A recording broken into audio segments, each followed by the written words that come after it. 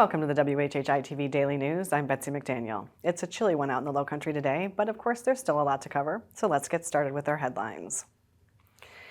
We haven't seen a head count yet, but you can be sure some in the Lowcountry were glad to have warming shelters open on Tuesday night with the frigid temperatures out there.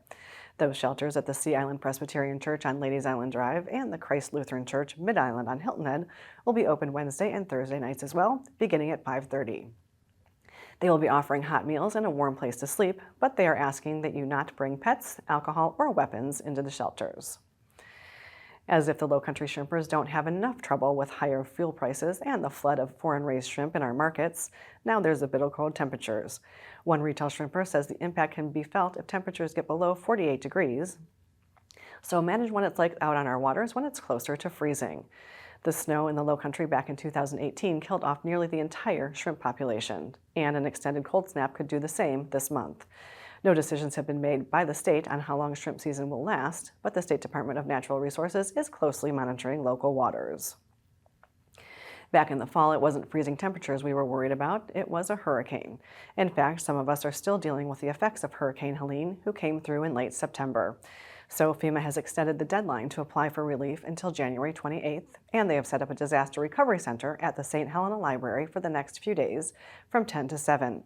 We'll have more details on this coming up shortly. In an effort to thwart President-elect Trump, who is promising to increase oil drilling, President Biden has, on his way out the door, signed an order extending the ban on new oil drilling off the Atlantic and Pacific coasts past its 2032 expiration date. South Carolina's legislature has banned offshore drilling the last few years through the state budget. Trump has already said that Biden's ban will be up for repeal, though it will likely take an act of Congress. Thursday will be a national day of mourning for former President Jimmy Carter with his funeral in Washington, D.C. Interestingly, Carter won South Carolina over President Ford in the '76 election by 13 points, but perhaps the largest part of his legacy came as a former president. He spent a fair amount of time in our state and around the country post-presidency building homes for Habitat for Humanity, famously saying that, "My faith demands that I do whatever I can, wherever I can, whenever I can, for as long as I can, with whatever I have to make a difference." He certainly proved that coming from humble roots is not a hindrance to achieving big things.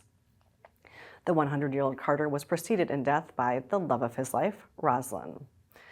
Speaking of centenarians, Rose Barford of James Island just celebrated her 105th birthday and sounds like she may have a few more years left. Interviewed by the Charleston Post and Courier, Barford says she never intended to get old and has no big secret to her longevity, but does stay active, exercises daily, reads a lot, and owing to her Italian heritage, has a lot of olive oil in her diet. She also lives by the old adage, "Don't put off until tomorrow what you can enjoy today." 4 other residents of the assisted living facility Barford lives in are expected to turn 100 next year, and officials there say staying active is the key. There are about 1,000 living in South Carolina who will celebrate birthdays of 100, and the census data says it may be 6 times that many by 2060. The media sources on your screen will have more on these and other stories, and we would love for you to like us on Facebook and follow us on Instagram at WHHI-TV. And if you have an idea for a news story, we'd love to hear it, so drop us a line at news@WHHITV.com. And after a quick break, we're going to chat with Mayor Perry, so don't go away.